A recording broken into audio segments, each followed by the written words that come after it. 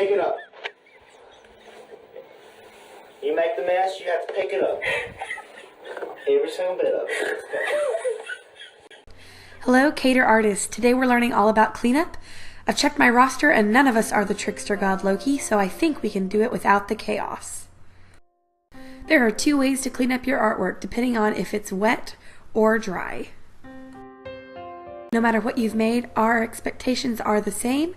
We'll be at a voice level 1. If you have questions, you can raise your hand and whisper them to me.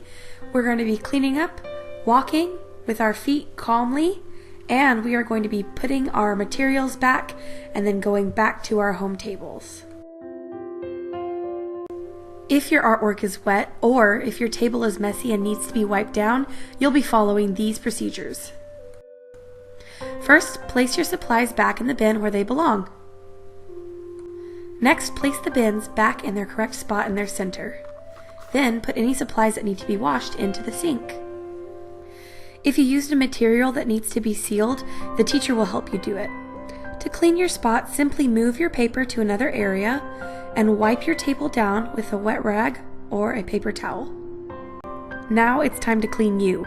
Go to the sink one at a time, wash your hands, and return to your home table.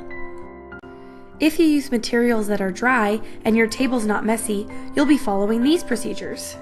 First, clean up all your materials back in the bin where they belong. Remember, we don't mix up materials in different bins. Next, place the bins back in their center and go back to your home table for discussion time. You can share with the group or with your home table about what you made. Remember, if someone's at the front presenting about their artwork, we need to be at a voice level 0. But if we're talking as a whole group, we can be at a voice level 2. After discussion time, it's time to put our artwork away and get in line. There are 4 types of artwork in the art room.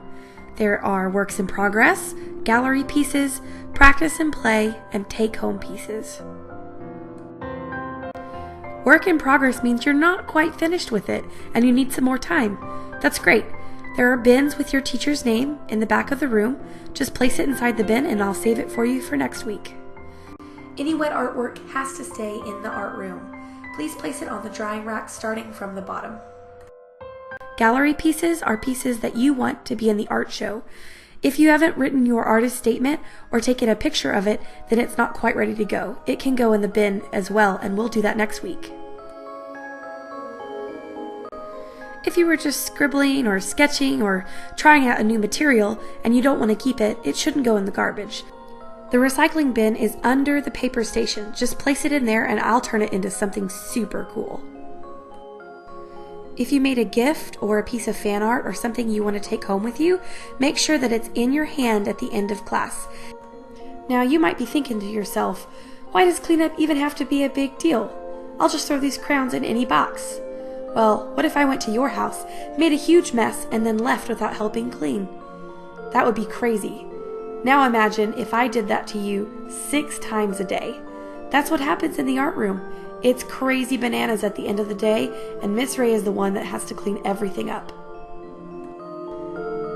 The better you get at cleaning up after yourselves, the sooner I can open up more stations like printing and painting and sewing. There's plenty of things that I have planned for this year, but you have to earn it. It's kind of like leveling up your character at a video game. The more experience you gain, the more opportunities you'll have. Cleanup is a part of life, and it's a part of the artistic process, so let's learn how to do it right together.